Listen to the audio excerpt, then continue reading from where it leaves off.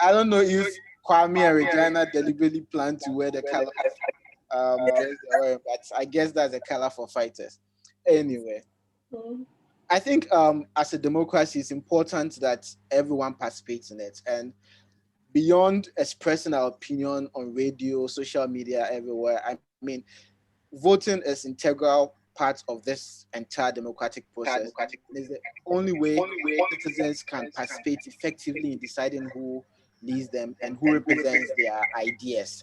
So I think it's important that citizens participate in democracy through voting, because that is how they elect their leaders to reflect the ideas or aspiration that they have. So basically, that's a summary of it in my view, Regina. Okay, thank you very much, Antonio. I'll take from Courage, then Kwame. So, Courage, why should people vote every 4 years? What is in voting? We know that democracy is not just about going to the polls. Why should people vote every 4 years? Thank you very much, Regina, the NERA crew, and our lovely audience. It is absolutely important that as citizens we participate. You know, citizenship gives you two things mainly, rights and responsibilities.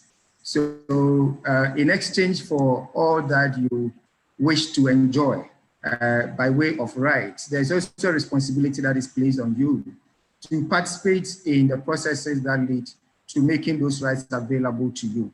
And that's why it's critically important that as citizens we participate in elections. The cycle really differs from place to place, and the form of it also differs from place to place. But I think in the modern era, what we've come to adopt really is the ballot, voting by the ballot, where one man, one vote, as we put it.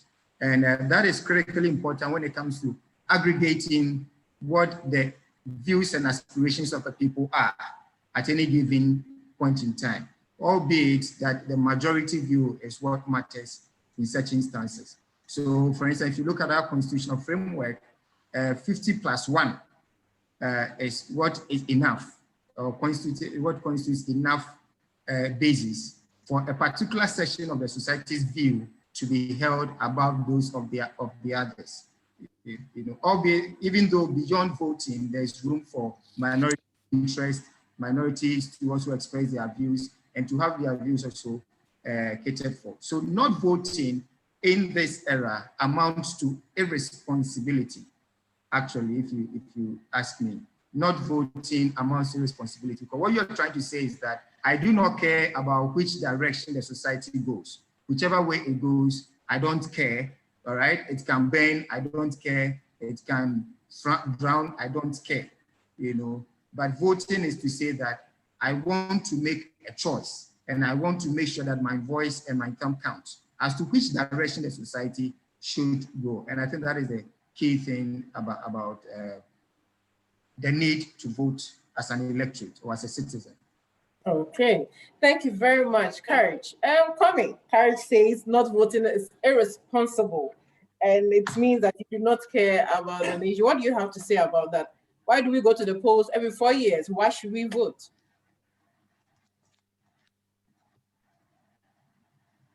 Kwame, if you could unmute your mic. Hello, Kwame. Okay, all right, thank you. Okay, so my opinion is more about not voting than voting, but for the sake of your question, I need to answer why we should go to the polls.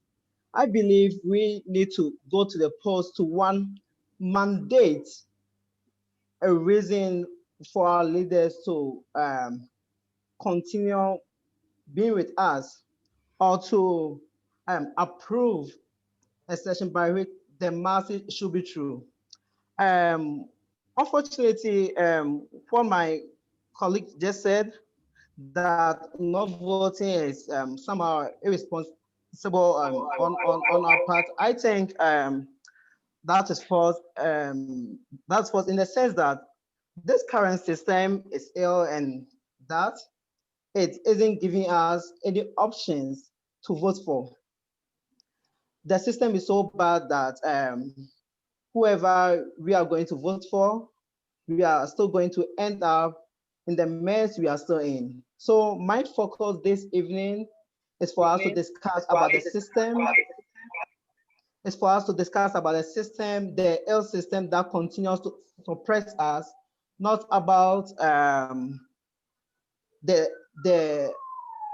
current infrastructure that continues to reduce the masses into voting machine. So yeah, voting is to mandate a process, but currently we do not have an option to go for. So for this evening, I will be championing the need not to vote. All right, thank you very much, Kwame. So, yes, Bernard, I don't know whether you'd like to chip in before we move on. Well, basically, I see voting from this perspective. I see it as a responsibility, at the same time a right. It's a responsibility, like Kwame said, you are performing by mandating people to take charge and manage affairs. It's your right. And the good thing about it being a right is that it's not a right that if you don't exercise, somebody will say you are going to Nsawam for say 2 years or 3 years. So depending on your conviction and the variables you consider, you depend on those variables and exercise your rights to A or B. So personally, there have been instances where I have not voted. And there have been instances where I voted, depending on the variables on the table. So if you consider the variables on the table and they are not in consonance with your conviction, you can take a path that is either for voting or no voting. But I have been in a system I can take from university up to now. There were elections I didn't take part because the variables on the table at that particular point in time were not variables that match my convictions. Great. Thank you very much, Bernard. And that brings me to a very important point, variables, the options going into 2020 election. I think the fighters' position has always been that there's no viable option. That is why they are not voting in 2020. There's no party or none of the alternatives gives us any room to change anything significantly, and that we are just recycling the two poisoned apples we have. And that if you have two poisoned apples and someone asks you to pick one, because it's poison doesn't mean you necessarily have to go for it. You can choose not to pick any. So there are options. There are options in 2020 elections. How are we going into 20 elections with the variables on the table? Do they inure to the benefit of the people? Are people interested? Are people motivated by these incentives or by these variables? For instance, in 2012, 2016, there was a lot of agitation for people to come out to vote. There was always call for change, variable, the alternative is good. But 2020, you know that apart from the hardcore lines, there have been that third force of, no, these two options are not okay for us. So this will go to Courage first, Antonio, and then Kwame will come in. The variables, what are the options going into 2020? Why do people have to choose if they do not feel comfortable with any? Right. Thank you very much, Regina. I think the variables going into this election are clear. In this election, we have the opportunity to decide between an administration that is delivering on its promises, an administration that promised to deliver free access to secondary education and has delivered that, an administration that promised to make sure that people have employment. They have done that. How have they done that? When we came to power, the economy was in a comatose. Everybody witnessed that. In fact, when we came to power, there was no power. What do I mean by that? There was no electricity to power industry when we came to power. What did we do? We moved on quickly to make sure that that was resolved by renegotiating and gaining access to the critical input, that is gas, to make sure that we're able to generate enough capacity for industry to thrive. By so doing, jobs, a lot of companies were collapsing by the day. But by that intervention alone, we have saved job losses. What are we seeing? There was a critical mass of unemployed young people, right? Graduates upon graduates upon graduates every year who are not employed. The government says you're not going to sit down to say that we are waiting till we put up industry, even though we had initiated the 1D, 1F. So for those who, for the backlog, can we absorb about 100,000 of them in some form of temporal arrangement, temporal employment for a maximum of 3 years, whilst we graduate them as they gain employment into others. As I speak to you now, GRA is employed about 6,000 of these young people who are attached to them, having gained confidence in the capacity that those young people have. But that aside, we have built 76 1D, 1F factories, which has employed over 19,000 people permanently. These are former real jobs, which did not exist prior to this time.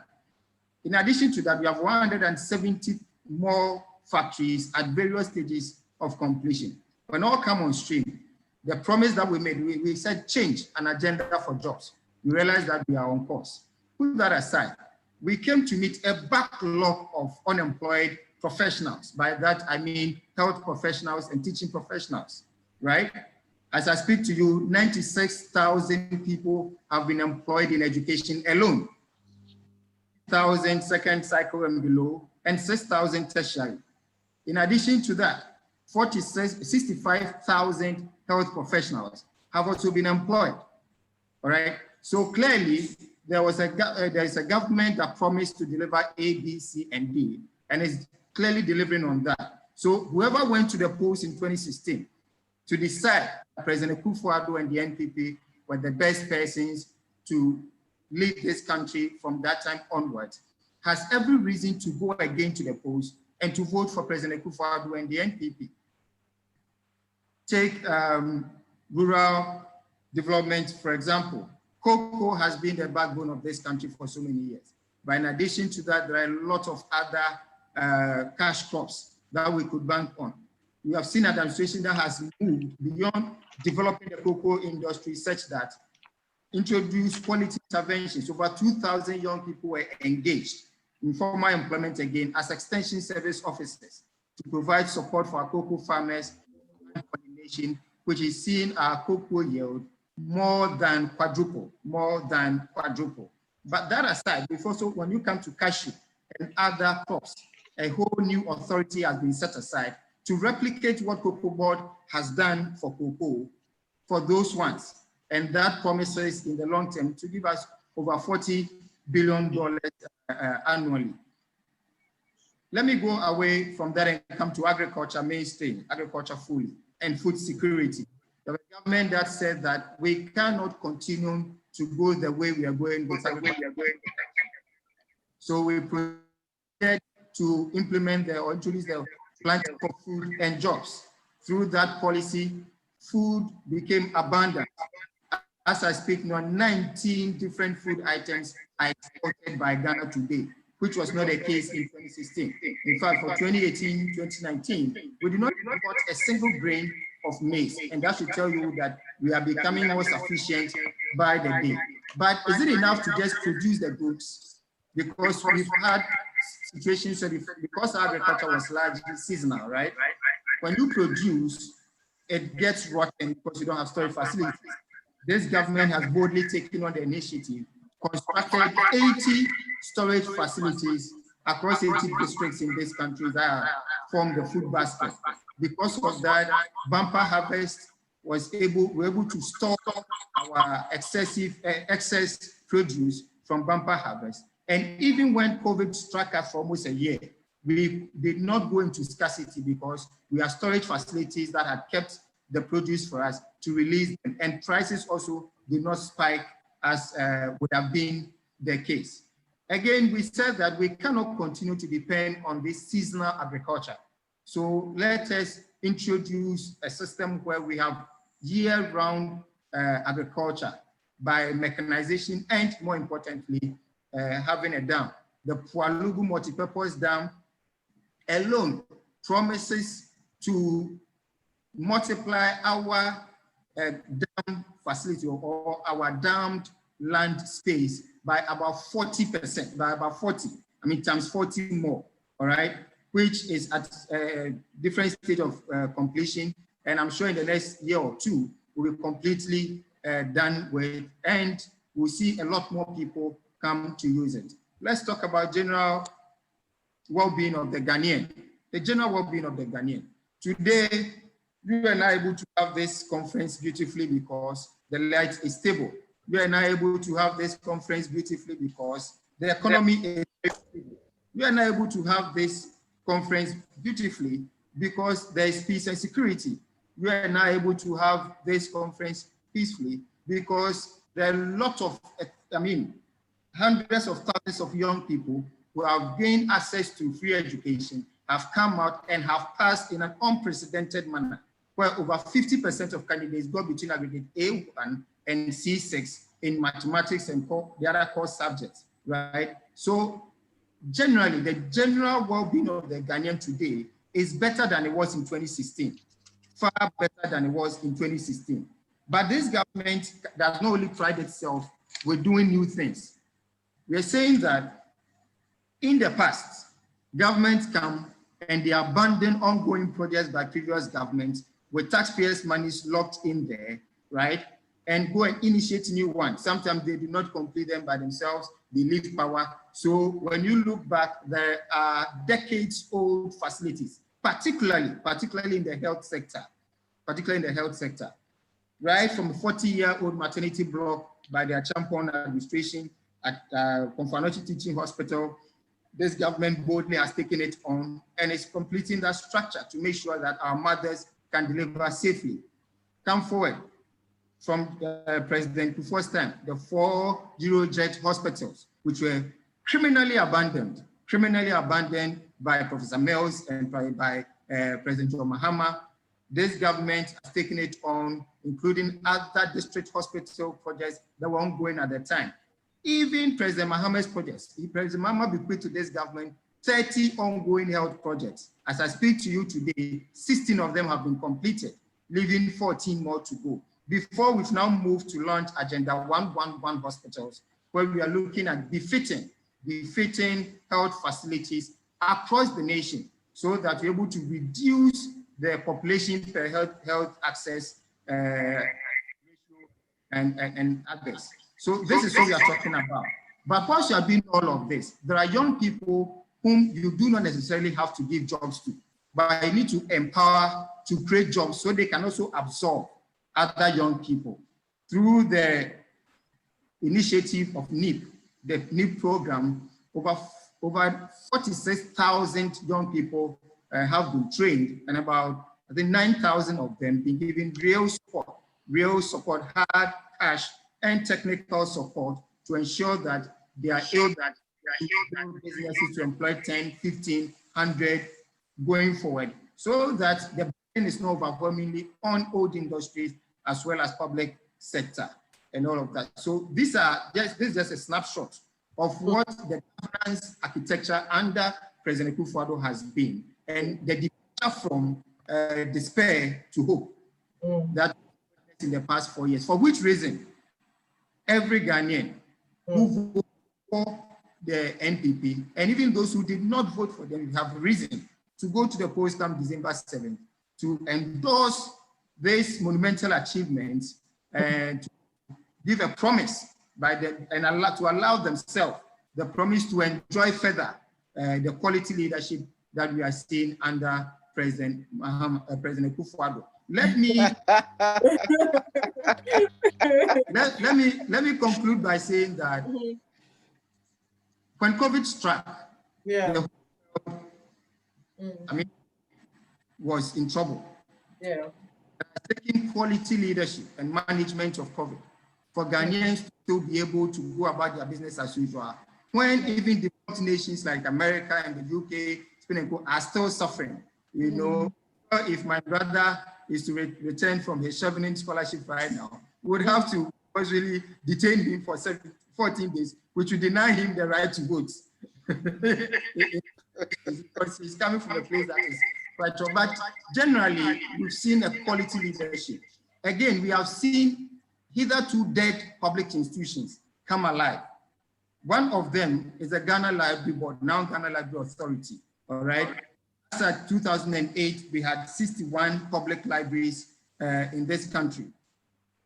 Those 61 public libraries were the same public libraries that existed up until 2016. So you are looking at a period between 2008 and 2016 where not a single new public library was built.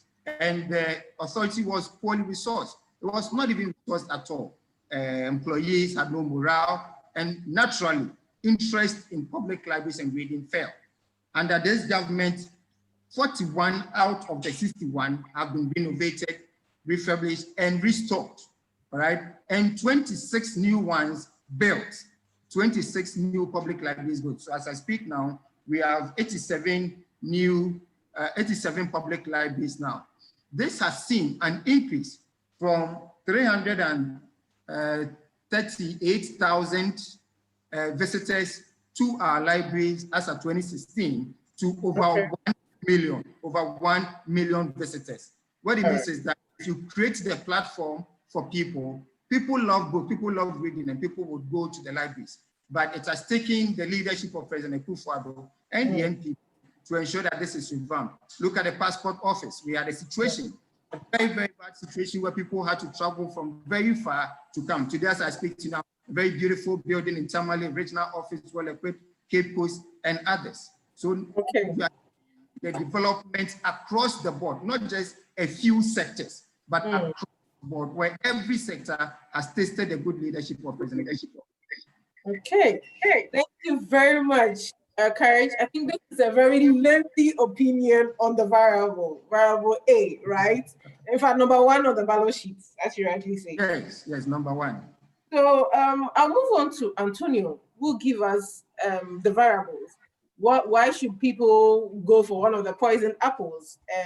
Courage has made a lot of remarks concerning quality of life, factories, the library system, and generally deliver on the promises of the president.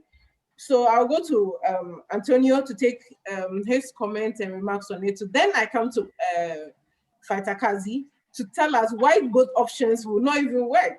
So Antonio, please, over to you.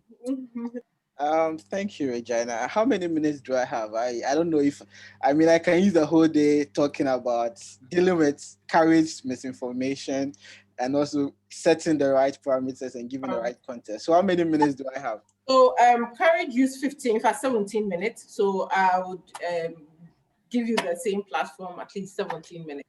Okay, so I'll basically start with what Courage rightly said. Under Mahama, there was quality leadership, and I'm happy Courage's summary ended with that. It actually wasn't an error; it's something he believes in. Also, it's also not a coincidence that Kwabena Japan recently in the brief said, and it's been reported that it was a mistake, but the NDC were better managers of the economy, and I'm going to give this context.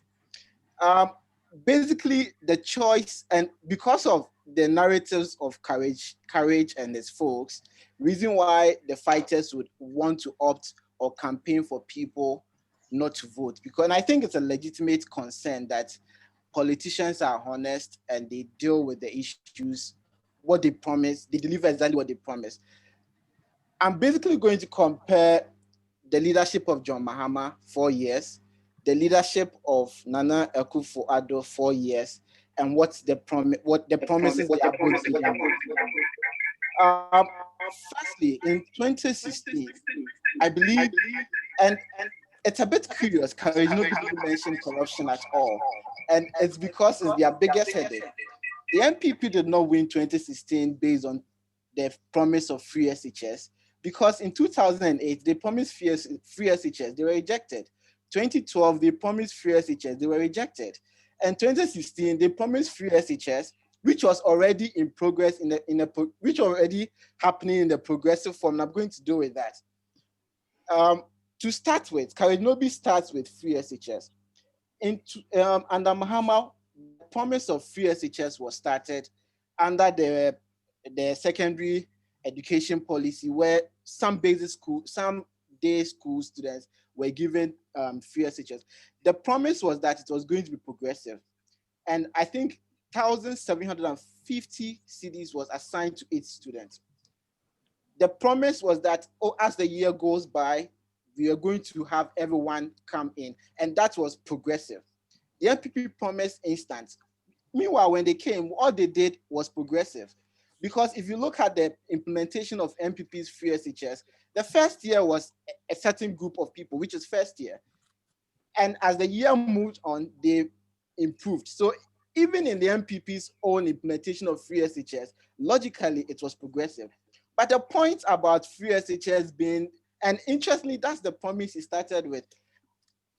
Certainly, that's not going to win this government this election, because it's something that both parties have promised, and indeed the NDC's manifesto promises to enhance it and provide it in a better form by making sure that the private schools are added onto the free SHS, and also taking off or abolishing the what we call green, red, and yellow light, and that is going to make people have more contact hours with their students, with their teachers. Secondly, Courage Nobi talks about there was no power. And I was expecting to hear Courage Nobi give us what the MPP did in generating power. And all Courage Nobi can talk about is renegotiation of a supply of gas. That's laughable. Why? Because under John Mahama, over 800 megawatts, what capacity of power was created. So Mahama actually permanently fixed doing so before leaving. Let me give you the breakdown. Under KTPP, we have 220 megawatts. Under the TICO, we have 110 megawatts. Under the car power, we have 220 megawatts. Under Mary, we have 250. And under Sogli, we have 180. Courage Nobi cannot point to one generation capacity that this government have been able to create for power. So we must be honest, Nadile, and when politicians are honest, we will then not give voices to Kwame and the fighters for asking people to opt out, because we are dealing with some truth and honesty. The MPP, with honesty, have not added any megawatts to the power generation that we have in Ghana, and they cannot lay claim to fixing doing so. That is complete falsehood. Secondly, we are talking about factories and what have you. It's important to note that the MPP in their manifesto, and I'm going to, I think, page, in their manifesto promised to provide, sorry, let me get it now, not to borrow or reduce borrowing. As we speak, the MPP government have borrowed over 104 billion Ghana cedis with nothing to show for. And I repeat, the MPP's debt alone is more than all governments that have passed. And for me, that is dishonesty. And the sad part is that there is nothing, no legacy actually to show for. I've told you the MPP have added no power generation capacity to our electricity. All that they are having now is inherited from the John Mahama administration. And for me, Courage Nobi and his MPP need to do with it. And agriculture, their flagship program had got to do it, planting for food and jobs. But it's important to note that the funding for planting for food and jobs, which is 122 million Canadian dollars, was negotiated under John Mahama. If you will not be as honest to give credit to the one that secured the funding, and you want to run to the market and make it look like you own it, I do not think that this speaks to the morale of politics, because we need to have honest, truthful political discourse. And if whether there's credits that is due, you must give the credit. Courage Nobi did not point out where they had the funding for planting for jobs. And if he knows or has any contrary information what I'm providing, he should give me. The funding for planting for food and jobs was negotiated under John Mahama, and I repeat, it was 122 million Canadian dollar support from the Canadian government to Ghana's government.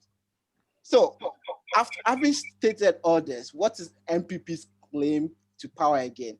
And for me, the most important thing that decided 2016 was the perceived narrative that Akufo-Addo, His Excellency the President, was this holier than thou, and in Martin Amidu's own words, was certainly going to do with corruption in a very good, and largely a lot of people honestly accepted. For me, that was the critical decider for election 2016 and not the promise of free SHS. And let no one deceive itself. The argument of corruption or the perception of corruption is going to be a deciding factor in 2020. Why? Under John Mahama, the corruption agencies and journalists like Manasseh, Anas, Arim Anas, and what have you, did their work without fear. They were even protected. And in fact, under John Mahama, when reports come, he dealt with them. Example is Manasseh's report on JIDA. What the leader, John Mahama as a leader, did was to take it up and even punish some of his appointees. As we speak, some appointees of John Mahama were imprisoned.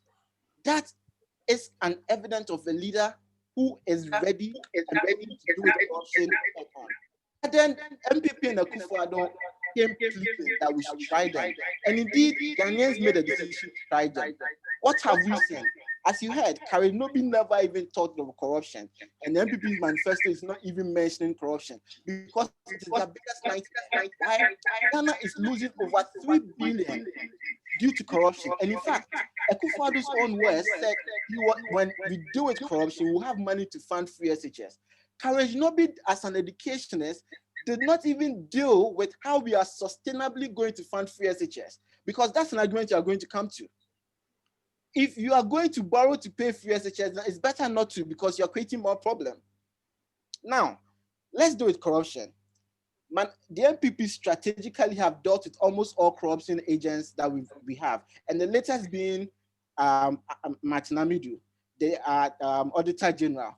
Even against the advice of civil society and well-meaning Ghanaians, we had the Secretary to the President coming out to fly you, like basically telling them that you are not going to take your word. The Auditor General is going to go. Why did the Auditor General go? Because he dared to do with the senior minister.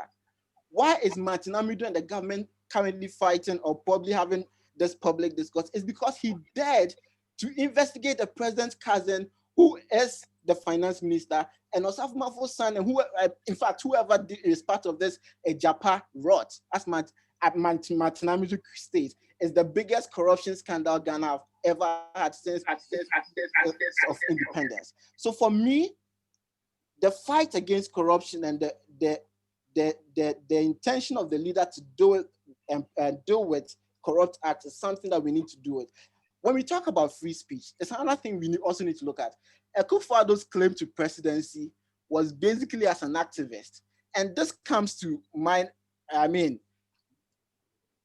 his activism indeed contributed to our democracy, and we credit it. But as to whether he's been an effective leader, I think he's been an abysmal leader. Why? And that's basically going to make a very bad case for future advocates or activists who lead or freedom fighters. Because being a freedom fighter does not necessarily make you a leader, and Akufo-Addo is a perfect example of that. For me, I think he did an advocacy well during the Kumi Preku days, what have you, but having had the taste of power, Akufo-Addo has taken us back.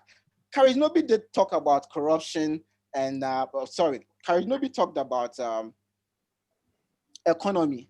As we speak, Karinobi didn't even give what the projection of this year is going to be. This year's Ghana's growth is basically -2.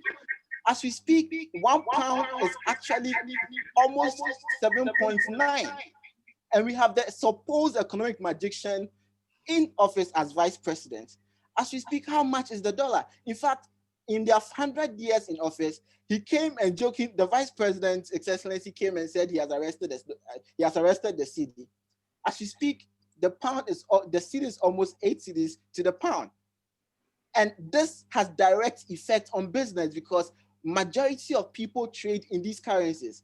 So how is that a better economy? And as we speak, again, Karinobi's MPP's economy in 2020 is actually going to be -2. Mahama did not leave a -2 economy in terms of GDP. So on a comparative, which one is better? Now, let's deal with the promise. The second coming of John Mahama, and I would entreat the fighters to consider it, is a leader that provided quality leadership in Karinobi's own words, and has also sat back to reflect on what the way forward is. The way forward is not interventions, but the way forward is making creation of jobs central to our development.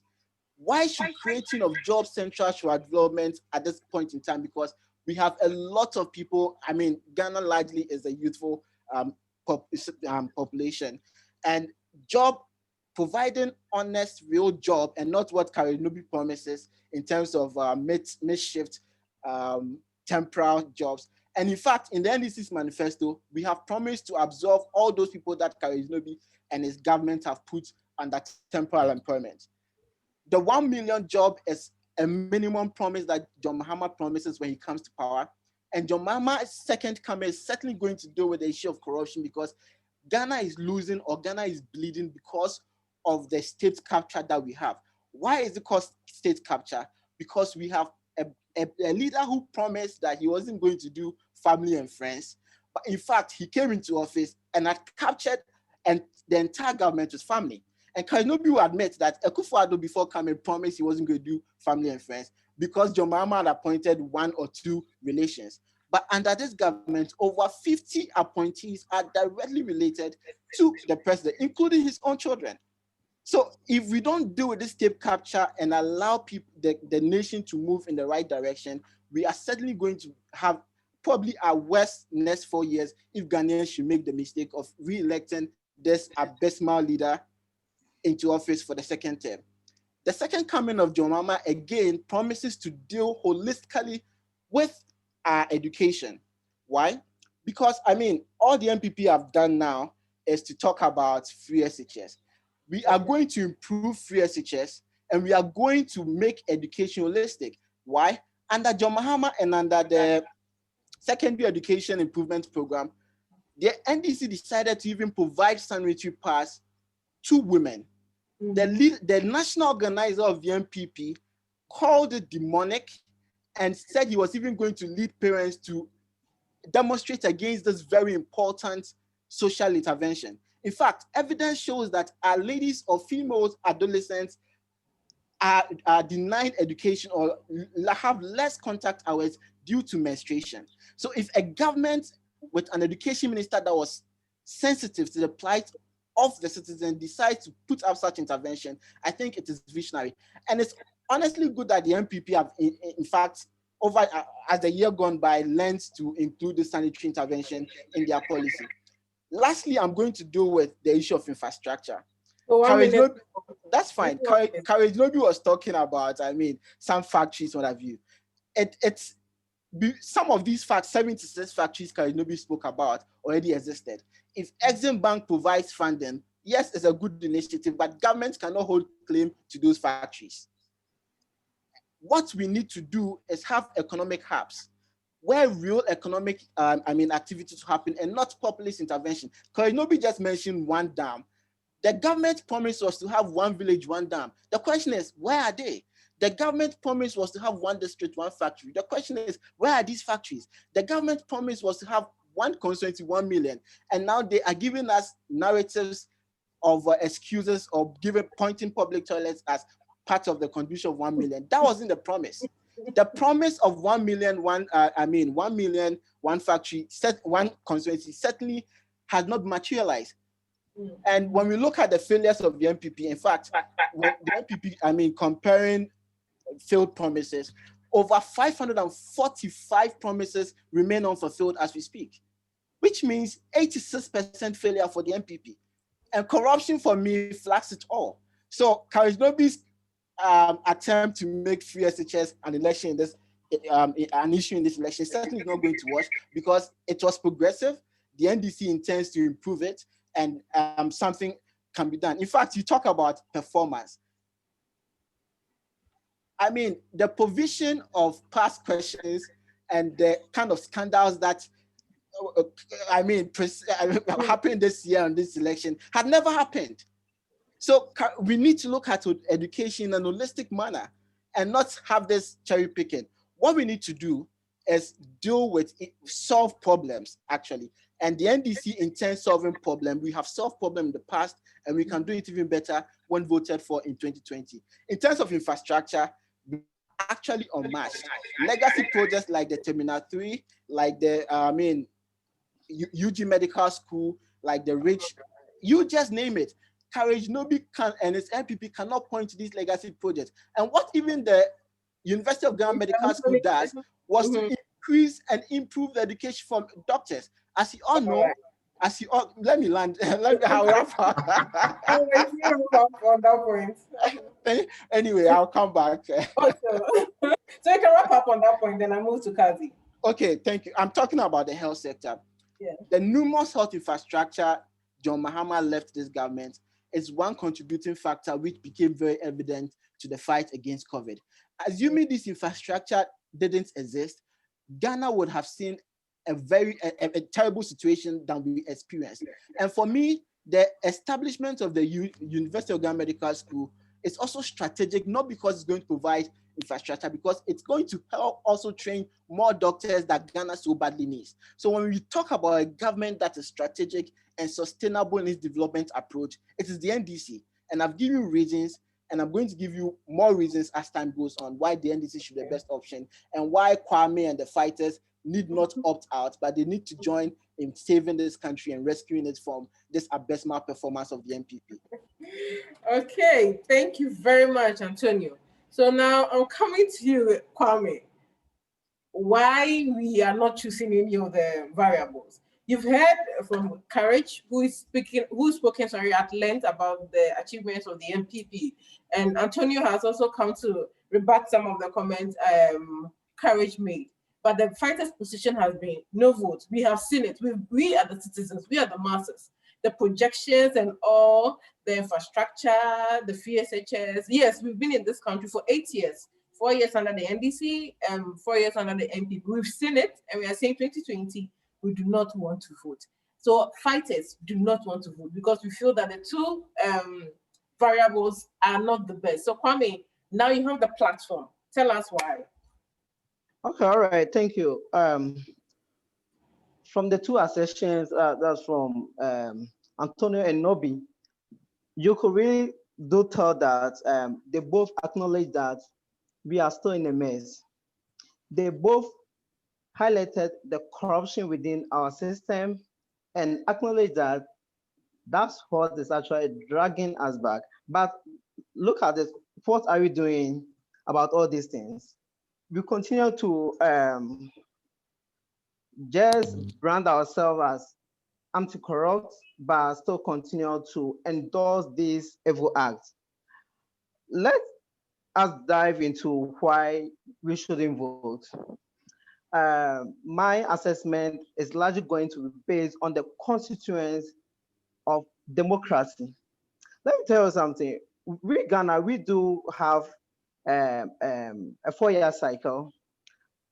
Well, that means that we do have, for each cycle, we do have 1,460 democratic days, of which we do have less than 20 days to be used for election, the national election, the main election, the assemblymen, the MPs, and the others. We do have a total of less than 20 days. But in total, we do have 1,460 democratic days in our cycle. What does this mean? It means that voting actually constitutes only 1.37 of these democratic days. But our system, this false system, this corrupt and evil system, has reduced us into voting machine. It has actually branded everything democratic into voting. They think that to vote is to be to vote is to be democratic, but that is grossly false, because the constituent of democracy, as I said earlier, to vote actually makes about 1.37 of the democratic days, and the constituents, we do have access to justice. Let me take you through the constituents. One, let me talk about access to justice, and before that, I think Nobi and Antonio, they should know that democracy is a continuous reverence to the people. it is a government of the people, by the people, and for the people. And if you dive in, you could actually get to know that voting is actually very negligible. It's only a form to mandate a process. It forms a very little part of the whole democratic process. Now we do have part of the constituents, we do have access to justice. And you can bet that both the NDC and the MPP, they continue to run our justice system like it's a joke. From the Muntie 3 to PPA, to how currency, our dear president is dealing with Matia Midu, our special prosecutor, has boldly come out to confirm that the head of the government is actually the mother serpent of all the corruption machinery in our system. On justice, you could tell that currently our system none is working, and the judicial system, the police, the soldiers, currently the institutions that are supposed to be protecting us have been turned against us. One could recall that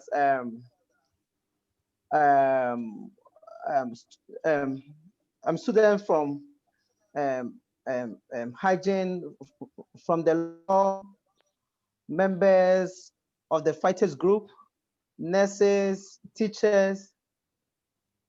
These people have one, I think within the last 3 or 4 years, what I have witnessed is that anytime people want to express their constitutional rights, what we have been experiencing is that the government has decided to use the tools that are supposed to be protecting us to oppress us. This is what currently our justice system is about. And if you have been following the news, next year, the CIC of the fighters group is currently facing charges from the courts for just organizing a vigil for blacks. NSU we decided to organize a vigil to address the killing of George Floyd, the killing of the Takrady girls, Ahmed of the Taga IP. But what was the result? The government decided to use the tool, that's the police and the military that are supposed to be protecting us, to oppress us rather. And currency and continues to face the court. But the most saddest issue is that Enosto continues to report to the court, but unfortunately, the judge keeps accepting himself from the court, and this has been continuing for long. And within our justice system, I remember during when Ernest Yobo was granted bail, he raised concerns about lots of people within South that are actually struggling to just meet the demands of getting a bail from these cells. Unfortunately, the system is very much aware of this mess, but no one is actually trying to take a step to tackle it. Both the NDC and the MPP know about this mess, but they aren't willing to confront and tackle it. So we do have hundreds to thousands of people within ourselves, not knowing what to do tomorrow, because they don't know any bigger man or any bigger woman to help them. The next constituents of our democracy that I'd like to talk about is access to water. We have largely ignored all these constituents. Currently, we have more than 70% of the population not having access to the Ghana Water Company. About 20 to 30% out of this 70% are actually fending on their own by buying their own water, by investing in their own with their own borehole. And we do have more than 30% I'm surviving on surface water from streams, from rivers and lakes. But what is happening today? This force system continues to tell people that they should rejoice because they do have access to water. They should rejoice because they do have access to free water. But if you are to take a dive into what is currently happening, we have more than 50% of our population not having access to the Ghana Water Company, yet we are being made to endorse this mess with our terms. We do have all these constituents of democracy that we need to fulfill, yet we aren't willing to tell the people about the truth. We aren't willing to confront the basics, because looking at constituent 2, that's the access of water. This actually play a vital role within the 1,460 days, 60 democratic days.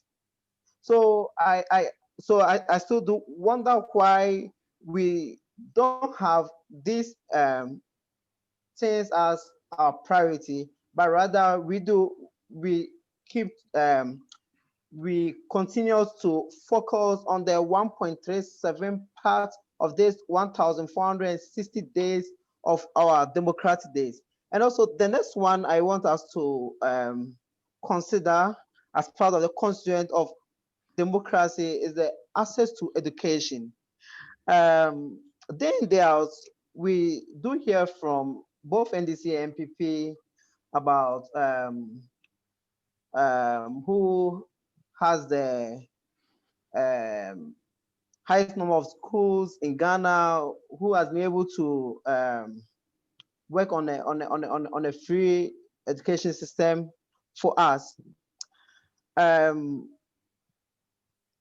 find most of this fight very, very unnecessary, because the basis of our education is still in a mess. Why am I saying that? During the era of even Professor Fifi Atamos, we had the University of Energy and Natural Resources as the first university in the first public university in the Bron and Ahafo region. And I had the chance to be enrolled in this school. But what I later realized is that most of these infrastructures are rushed because of votes. They are rushed because of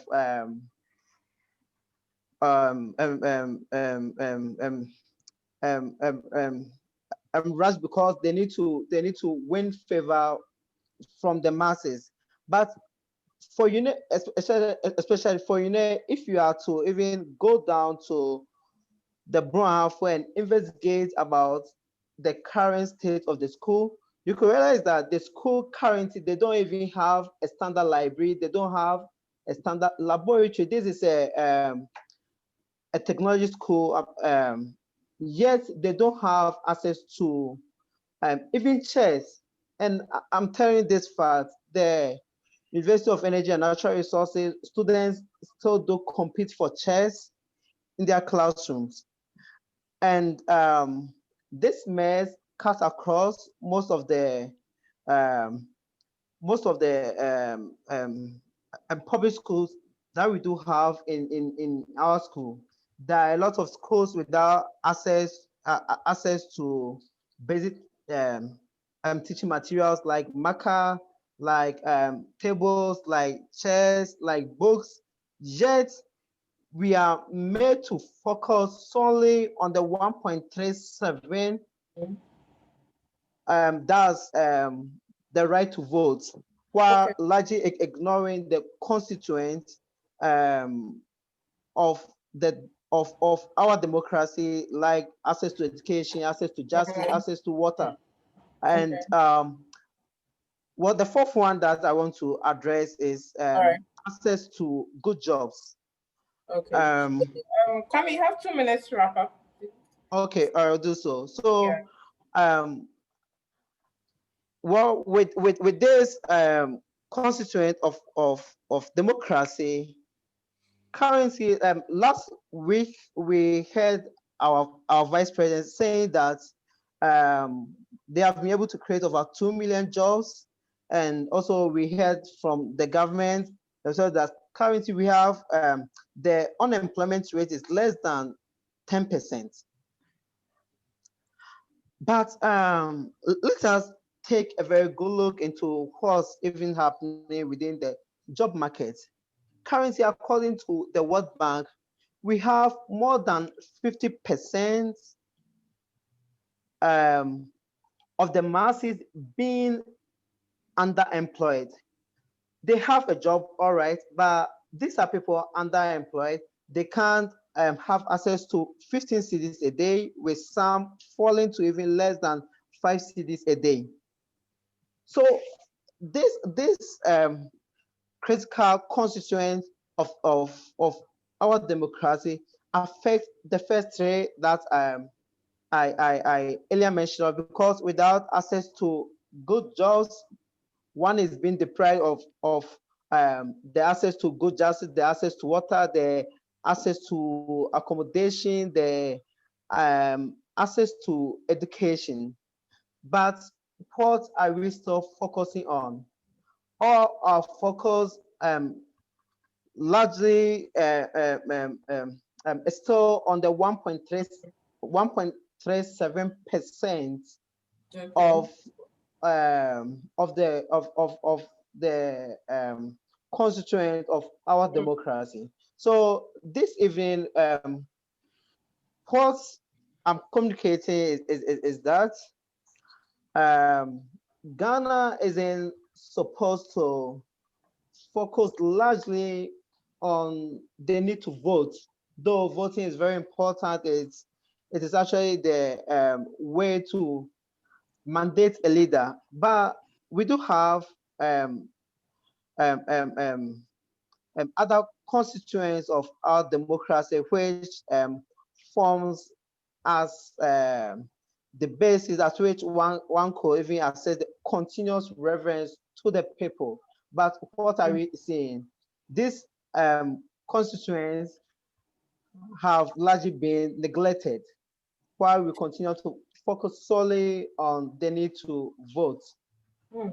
Okay. All right. Thank you very, very much, Kwame. So, Kwame mentioned some significant points, as saying that corruption and good governance has always been a bedrock in any election.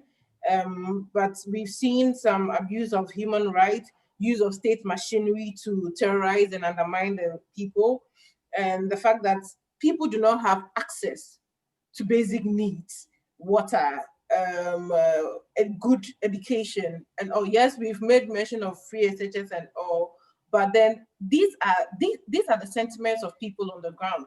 I know fighters did some engagement with people. They went to the vicinities, the local areas, and I think the big project that Courage and Antonio are talking about might not really resonate with the people. Because yes, you might have a daughter who is maybe selling on the streets and that has not benefited from free SHS. She naturally does not have access to electricity. She lives in a kiosk. So telling her you've added 20 kilowatts or wouldn't make any difference. She fetches water from a nearby borehole. So doesn't not having water in her home. When these people say they do not want to vote, what are you going to tell them? How are you going to convince them? People demonstrated and were lashed. They've seen it on TV. People have law students are examples, sprayed with hot water and then lashed across board. People who are advocating for changes, you name it.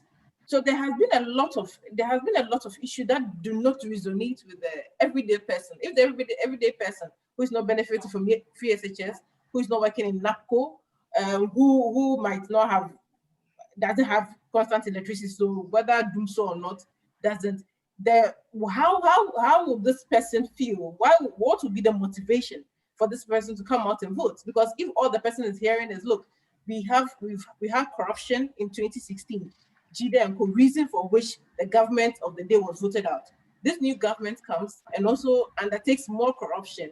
And now I'm going to 2020 and corruption is not even on the table. Yes. You understand? Corruption is not even on the table. So how are people going Regina, it is. Corruption is high on the table. you know, it is. Yes. So let me just quickly take Bernard's opinion, because the thing is, we might sit and say, okay, yes, our parties have done well. Our parties have marshaled the people. Yes, 70 million people have registered. They are going to vote. But then let's not forget, what are the people voting for? Do you get it? Because there was a message in 2012, there was a message in 2016. People now have something to, what are they voting for in 2020? Why would they walk away from not voting? Do they have a right? Yeah, they have a right not to vote because they do not see the viable options. So I'll call in Bernard. Bernard, if you've not enjoyed free SHS yourself, you live in a kiosk, so you don't enjoy electricity, you buy your kerosene and use your lantern. You fetch water from a borehole. Your children sell tomatoes on the street. They do not enjoy NAPCO. What are you going into this election with? How are you voting? Thank you very much. And I think I'll start from where you ended and correct one or two issues that the politicians threw across. I think your concern is valid to the extent that I believe the political parties in Ghana, to say the least, sometimes act lazy. If you want people to vote, you have to do what we call environmental scanning to know the pressing issues on the table. Let's cite a practical example. Say JM, you built Dubai in Circle. You are undertaking infrastructural projects. Ask me, or am I going to vote based on what you have built in Circle? So if you are campaigning based on infrastructure, ask me, to what extent are these infrastructure reflecting in my life? It might be that infrastructure is good, but people around Circle are those who will be benefiting from the infrastructure. So there will be somebody in Kuala that your infrastructure does not make sense to him. So every community must have a mixed kind of variables that they will consider to vote. So if you are a political party, there are general campaign matters and there are community-based campaign matters. You don't just come and say, oh, we are doing this and because of that, everybody will vote for me. Everybody has his or her issues that he or she will consider when voting. So that is where I believe a lot of the political parties are getting it wrong. They just don't invest in research.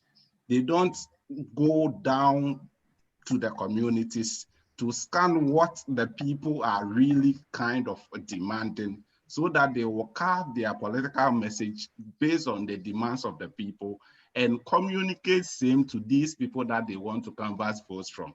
But back to the corrections. Since Nobi started, I just want to make one or two corrections from his statement.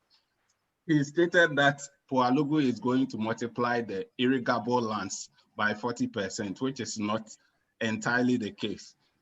Currently, we have about 12 hectares of our farmlands under irrigation. What Pualugu will do is 12,000 hectares, sorry.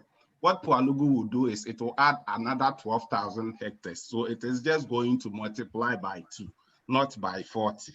That's a point of fact. The second issue is that he said the cocoa production currently has quadrupled. JM left us cocoa production around 900,000 tons, and we are still hovering around the 900,000 tons area. So it hasn't quadrupled. That's for Nobi. To my boss, Antonio, he said that the World Bank earmarked 1,075 cedi per head for day school free SHS under JM, which is not true. If you consider the loan facility that World Bank advanced to Ghana, and you divide it by the number of people who were in day schools, you will get the 1,075 cedis as he stated. But he should know that the facility had other components, which the day free SHS was just one out of the many components. Take, for instance, for 2015-2016, according to GES, the day school bill was just 550 cedis. So the 1,075 cedis could not have been earmarked to cater for day school free SHS. That is to him. And another point that he stated, which is just a misrepresentation, is that the NPP has added 145 billion, no, 145, he said NPP has borrowed 145 billion cedis. Well, it is not entirely true, to the extent that JM left us a debt stock of 120 billion cedis. Currently, we have a debt stock of 270 billion cedis. That does not mean that NPP has borrowed. The operational word is borrowed, 145 billion cedis. Because if you say borrow is a loan facility. Adding debt stock to your debt stock doesn't necessarily mean you have borrowed. If you are measuring the debt stock, we have what we call the exchange rate differentials. So let's say when JM was leaving, the cedi to dollar was say 3 to 1 cedis. And the debt components, the foreign debt component was say $20 million. You get about 60 million cedis if you do the conversion. But in Nana's case, maybe the cedi to dollar is just 5 to 1. That same 20 million will not be 60 million. It will be about 100 million. That doesn't mean Nana has contracted a new debt of say 40 million or 50 million to that debt stock. So that issues that we have to clarify. I understand him because during their time, there was a discussion by Dr. Baumia, and he cited that analysis. And they didn't get anybody from their stock to refute that claim and put the numbers in perspective so that people will understand. And I believe they just want to give Dr. Baumia the same fear that he pushed down their throats so that everybody will know that, okay, now the say, what they say, it doesn't work like that. And the last issue that Antonio stated that I just want to clarify is that he said NPP has not added any megawatts to our energy supply. Point of fact is, since 1956 to say what we have today, if you look at the government that has added to our power supply, you will say that it is JM. Because from 2000 and when JM came to power, our capacity was around 2,300 megawatts. When he was leaving, it was over 4,400 megawatts. So during his tenure, he added more than 2,100 megawatts. You might want to talk about cost. That is for another discussion. But for the addition, nobody has added more than JM. But from 2017 to now, this government has added in excess of 650 megawatts to our energy supply or energy capacity. That doesn't mean that they haven't added anything. These are documents that the Energy Commission has, and these are data from the Energy Commission. Now to my variables that I will consider to vote, since I'm just an individual. In 2016, Antonio pointed it rightly. One thing that politicians will know that is that every election comes with its own variables. The fact that corruption played a role in 2016 does not mean that in 2020 corruption will play a role. And I am sad that in 2020 corruption is not playing a role. And I can tell you from my perspective that corruption is not playing a role in 2020 because I think Ghanaians believe MPP and this woman are the same when it comes to corruption. So maybe we should just consider another variable rather than corruption. Because if you look at how corruption played a role in 2016, it is not doing the same in 2020.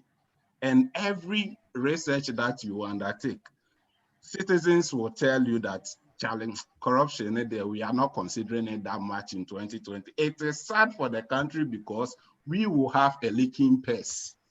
But the politicians don't care because so far as they are elected, they are okay. I hope we are getting it. For the variables that people will consider will depend on the sector the person is in. Maybe if you are or you were a banker and now you don't have a job, you might say that maybe the government did you bad. So because of that, you have lost job, you are not going to vote for NPP. Perhaps if you were not able to pay your child's school fees and are due to free SHS, your daughter or your son has been able to get admission into any secondary cycle institution, you might say that, okay, this government has done you good, so you are going to vote for them. But personally, what I considered voting were the promises that the parties churned out and the kind of delivery that we have had since this party came into power. 5 things were my issues in 2016. Corruption was one, economy was one, digitization was one, the free SHS and its viability was another. Now look at what this government has done. If you look at economy, from where I sit, you might see a marginal improvement, but it is not a monumental improvement. The current economy we have in Ghana is still sick. And anybody who wants to face facts will tell you that we are not in the best of shape when we come to the real figures as far as the economy is concerned. Look at COVID. It exposed a lot of things that we had to have done in the past that we didn't do. And it got me a little bit scared because going into 2021, the issues will even escalate. And if you listen to the kind of promises our politicians are making in this year's election, without looking at what they are going to face post-COVID, it makes me more scared. Now you hear this man saying, I'm going to add private school to free SHS. I'm going to create 1 million jobs. I'm going to do this. I'm going to do that. The another person is also promising the same freebies, but nobody is telling you how these resources will be collected, mobilized to fund whatever freebies they are promising. And this government was like, okay, when we digitize, we will be able to rope a lot of people in the tax net so that we raise a lot of revenue. That magic has not worked because the fundamentals were not taken into consideration in the digitization process. The first thing that we should have done was this national ID, we have it. But if you are doing a national ID and you want to have a tax component or a tax option or a tax kind of policy in mind for the national ID exercise, you have to integrate it in the ID process. You just don't do one and go back and think about another solution and bring it on board. Now you have your national ID. if I have the ID, how will this ID help me pay tax? That is the question we have to ask. You have had property addressing system. How will this property addressing system help me pay tax? You have rent. Now you say you are going to help people who graduate from school get access to rent, and you pay for them advance, so that whatever that they make after, you just deduct it small, small, small, small. You do the deduction small, small, small. Well, it is a good project, but what will be the mechanism that you go to implement so that those people who are having a business in the rental sector will also be roped into the rent tax? Ask yourself, how many people in Ghana pay property tax? How many people in Ghana pay rent tax? What are you doing to address all these issues? So if you tell me these things and you are telling me that you are going to create 1 million jobs, you are going to provide this free, that, I will get that inkling that the basket is going to be expanded, and the basket will have the capacity to fund whatever thing you are going to do. Because mind you, 2021, you will not get donations like you used to get. A lot of countries are already in a mess. And if you are going to borrow, it is a borrowing that you are going to do on a competitive base, because everybody will be searching for money post 2021. So what you have to do is just find out how you will mobilize the money locally to fund whatever project that you are going to undertake. This is not what I am hearing the politicians say. And I can tell you that the 2016 campaign was rich in policy compared to what we are having in 2020. The 2020 campaign is like, okay, this party promised a lot to get power. So Yansian promise be. So we'll be at the atom promise. I will do that, I will do that, I will do that. And we are not looking at the core. If you say you are doing property address system, you woke up one day and you said, okay, go to your phone, download GPS, Asasi, or whatever app. The property address system has been created. You promised us that by 2018, you will affix a plate on every house. You've not done that. 2019, you promised, you've not done that. 2020, you've promised, you've not done that. And now the promise has extended to mid-2021. How sure are we that that promise will be delivered mid-2021? And this is something that we should have done in the first place, integrated it on the national ID card, so that even if you are going to borrow, people will know that, okay, now you are staying in this house. At every point in time, they will track you. People go to the bank, perform bank transactions, call their people, Charlie, one shares GPS address number, they are registered. They just don't know how to access their GPS. So they go to banks, provide fake GPS addresses to banks. If you are a banker and you are aware of this information and this reality, are you going to advance loan because a government has created GPS address system? That was your intention, that you are bringing this addressing system to help people access credit, increase that kind of transparency in the financial space. But because of your approach, that intention will not be achieved. So these are the issues that politicians sometimes, they just have to take their time and consider before putting up one of these things. The next issue that I would just want to talk about is personally, this government has done well when it comes to infrastructure, sports. Every community, at least district, you see that there is this AstroTurf or one or two. It helps talent development. But where I wanted the government to also focus a little was, or is creative arts and the tourism sector. It is one gold mine that we have not explored or exploited. If you want to mobilize money locally, you look at the advantage that you have as a country, leverage on that advantage, because as Africans and as Ghanaians, we have so many stories to tell the outside world. Attract the outside world, let them bring their dollars, pounds, shillings, whatever they have. spend in our local economy so that we get that money to undertake whatever project we want to undertake. But I'm sure it is not something that if they do, they will get direct benefit. So a lot of people don't look at it because our politics is being reduced to brick and mortar. Oh, I built this road, Fufu Solar Road. Everybody sees it. We awarded contracts. Everybody knows it. So papa, clap for me, I'm doing well. But the sector that can employ more, that can absorb and generate a lot of revenue, especially the creative and the tourism sector. A lot of people are not taking time or putting a lot of investment in those areas. Our movies, our music, look at Nigeria making a lot of money from music, making a lot of money from movies. It was a direct, conscious effort by the government of Nigeria. You criticize Goodluck Jonathan for everything that he did, but when it comes to music, movie, there was that consensuous effort that this is what I want to do. And he did that. And you go everywhere, what you know, go to the gyms outside Ghana, the music you hear, Nigerian music.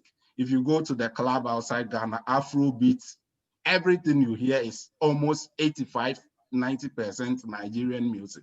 What are we doing as Ghanaians? And these are some of the things that I believe they are the low-hanging fruits. But for the policies 2020, somebody says he's going to provide, going to legalize Okada.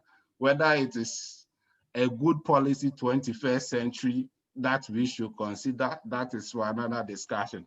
Somebody says, okay, I'm going to pay rent for people. Whether it is a good policy going to 2021, that's something we have to consider. Basically, I ask myself, if you are going to pay rent for students, good. How many of these students will want to stay in Accra and Kumasi? Because wherever they are, you will pay the rent for them. How will it ensure that there is equitable development? How will it address congestion in Accra? How will it affect demand for property in Accra and Kumasi? These are some of the things that you want to hear the politicians talk about, but sometimes you don't blame them because you have a media community that will not ask the politicians the critical or the right questions. And people like you and I, if you want to talk, people will also say, oh, Charlie, Frioko, what do you know? You acting to know, and this. So the politicians are always happy to throw the promises, and we also clap for them for throwing the promises. Okay. All right. Thank you very much for that, Bernard. That's very enlightening. Bernard has made mention of a lot of things.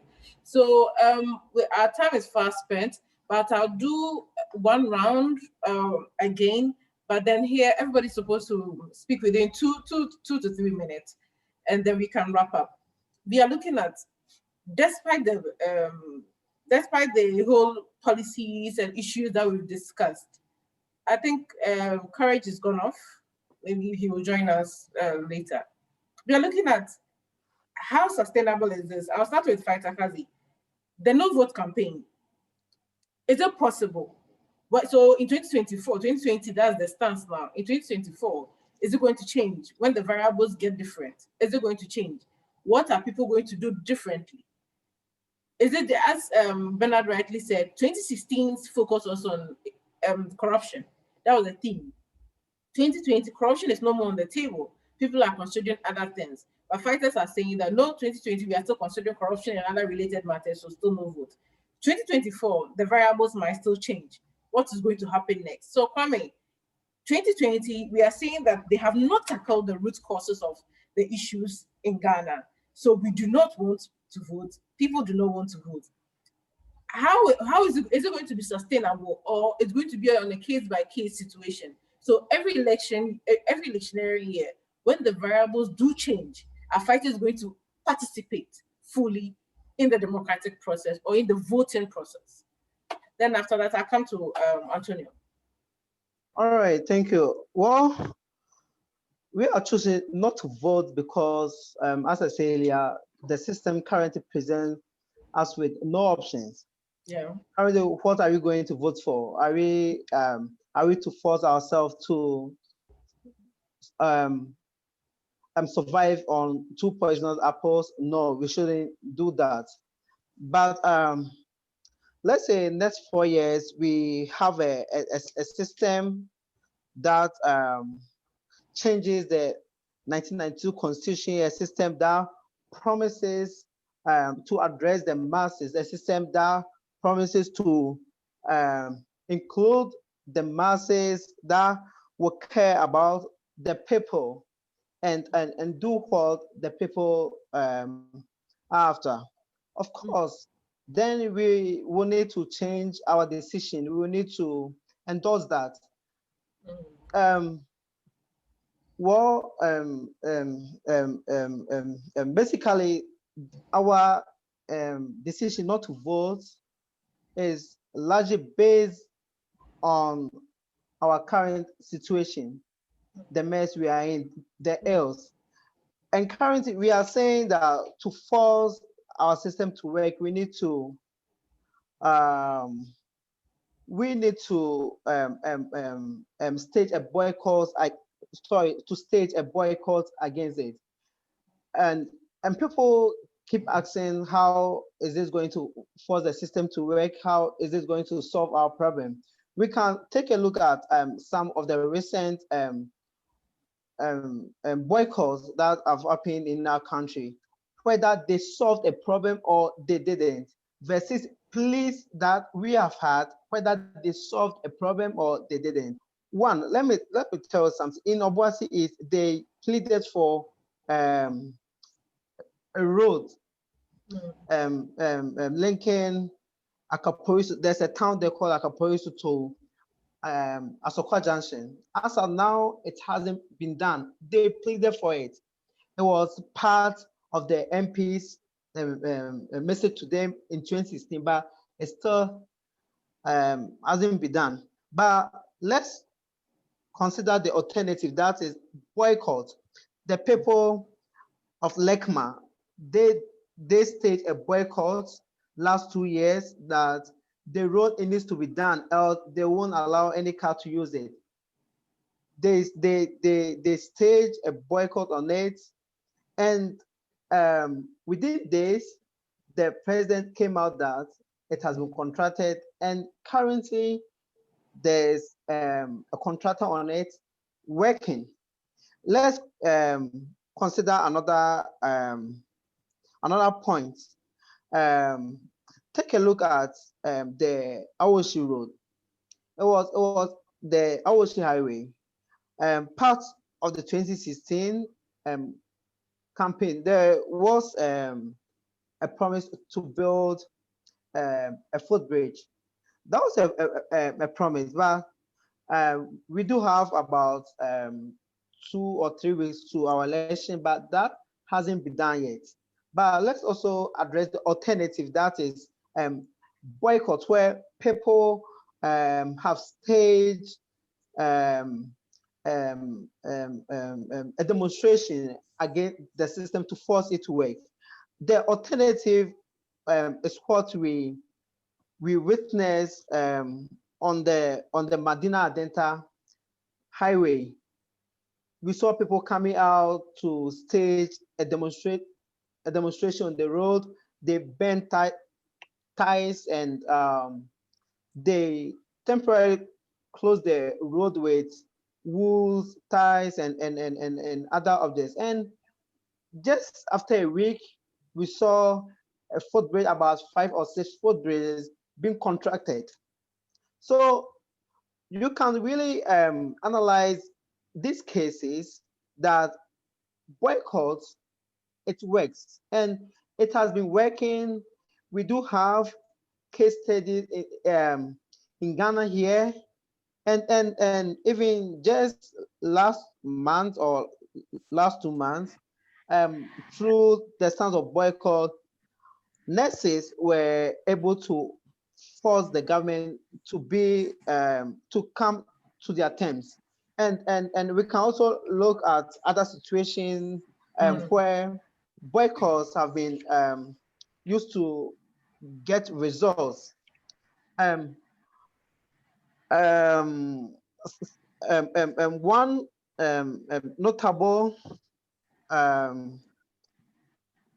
notable point is that in the year 1955 in America, where they had serious public segregation, where blacks weren't even allowed to sit in a bus when a white man or a white woman is present.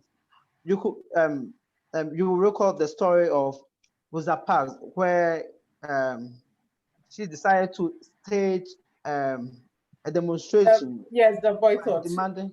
Yeah, when she's sitting. Exactly. So through this, it was able to solve a problem. So problems, in case the current system that we are using isn't working, we need to try the alternative. And what is the alternative about? It's about boycotting. Okay. It's about staging a no vote for this election. All right. Thank you very much, Kwame. So, as you rightly heard, Kwame, when the two alternatives are not working, you boycott the whole show, because they've tried A, they've tried B, they feel that no, it's still not working, and boycott gets results. That's what Kwame and the fighters are saying. Sometimes boycott gets results.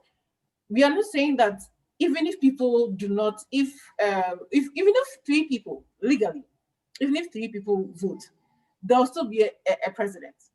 But then Exactly, again, there will be. yes, there'll be a president. But then again, it comes back to you and the masses and the people you are governing. They do not have that trust in you. They do not have that confidence in you, meaning the people have rejected a particular system. And the conversation is there. I'm glad that we've looked at the conversation from all angles. Bernard has been very good to give us the general scope, devoid of the partisan politics, how sustainable our economy is going to be in the long run. Courage has also given us what the government has of the day has done in these 4 years. Antonio has also brought in what the past government has done and matched it boot by boot, boot for boot on the record as Courage has done. And Kwame is telling us that no, both do not address the needs of the people. And so they are boycotting it so that there's a rude awakening. And one of the reasons this the fighters are saying this is that one, the root cause of Ghana's problem is the 1992 constitution. And I do not see any of the parties talking about it. I know in 2012 through to 2014, President Mills was working on the yes, 2012. President Mills was on the when President Mills won power. Yes, he worked on the Constitutional Review Commission, and there was a draft proposal, but we've not heard wind of it again. Nanado was part of those who boycotted the 1992 Constitution when it was being instituted, that it didn't meet the aspirations of the people. Since he came, I've not heard anything about it. And the two parties haven't spoken about the 1992 Constitution. So what's happening? Is it that the bad product helps the partisan politics and neglects the people, or what? So I'll take Antonio comments first, then I'll go to Courage.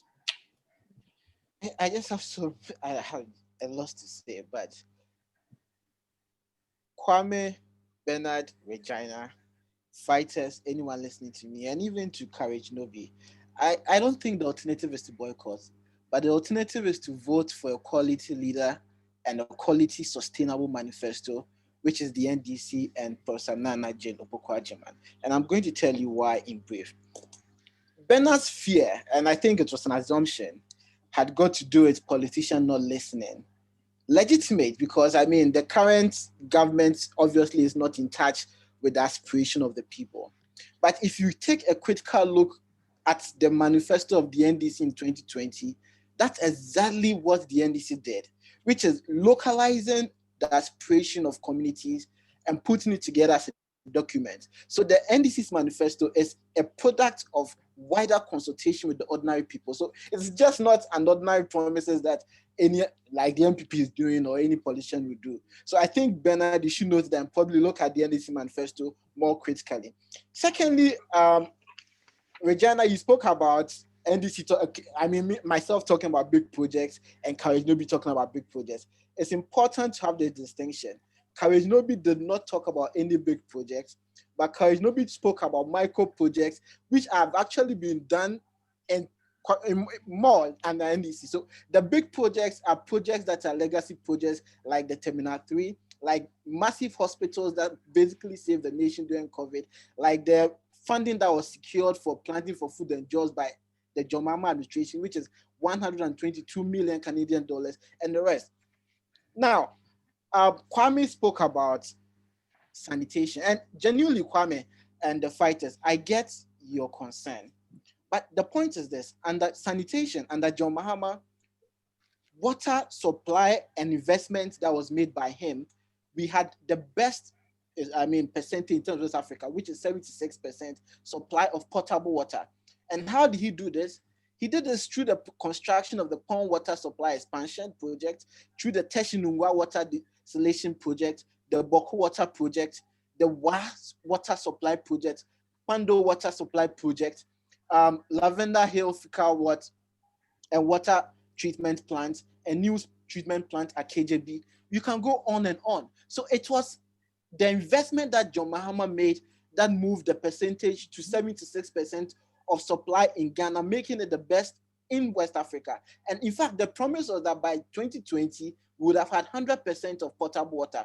What had this government done? Virtually nothing. In fact, this government promised to do a sanitation in 100 days and make Ghana or Accra become the best or cleanest city in Africa. The question is, for all of us to answer, that never happened. So in terms of the alternative, boycotting, what you're going to do is further have a government that would have his family and friends mortgage or hijack the natural resources through a Japan, basically having state institutions awarding fraudulent contract like what we recently had from the national lotteries and the rest. So what you need to do is change. And that change is voting back John Mahama. Again, we talk about peace and security, and your leader, Ernesto, was an example you used. And the John Mahama party activists did not attack judges in court.